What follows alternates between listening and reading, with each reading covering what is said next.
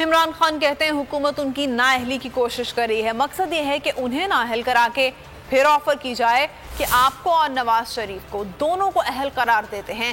اربوں روپے لوٹ کر بھاگنے والے نواز شریف سے میرا موازنہ کیا جا رہا ہے.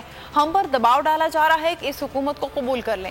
ان چوروں کے نیچے زندگی گزارنے سے موت اچھی ہے.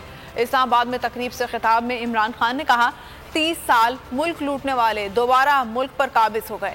معاشی حالات بدترین ہو گئے. ان تجربہ کاروں نے عوام کا جینا مشکل کر دیا ہے. عمران خان نے کہا کہ اس بحران سے نکلنے کا واحد حل عام انتخابات ہیں. اگر کسی کے پاس کوئی اور حل ہے تو مجھے بتائے. ایک کوشش ہو رہی ہے کہ اس کو پاکستان کے اندر ابھی پھر کہ عمران خان کو بھی ڈسکوالیفائی کرو اور پھر کہیں جی اچھا دونوں کو ہم الیکشن لڑنے کی اجازت دے دیتے ہیں, یعنی مجھے اور اس کو ایک ہی جگہ پہ کھڑا کر دیا. آگے پلاننگ کر رہے ہیں کہ کسی طرح تحریک انصاف ٹوٹ جائے گی. ہمارے لوگوں کو کال کر رہے ہیں, ہمارے ایم این ایز کو کال کر رہے ہیں, ہمارے سینئرز کو اپروچ کر رہے ہیں, خوف بنا رہے ہیں ان کے اندر.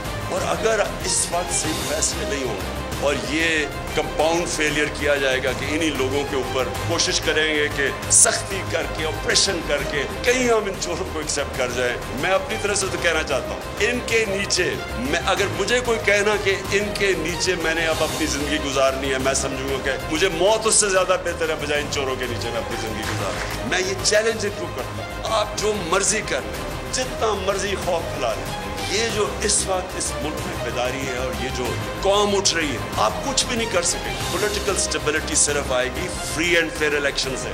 اس کے علاوہ صاف اور شفاف, میں آج چیلنج کرتا ہوں, صاف اور شفاف الیکشن کے علاوہ مجھے کوئی بتا دے کہ پاکستان میں سٹیبلٹی کیسے آئے. سبسکرائب کریں اور بیل دبائیں تاکہ کوئی خبر رہ نہ جائے.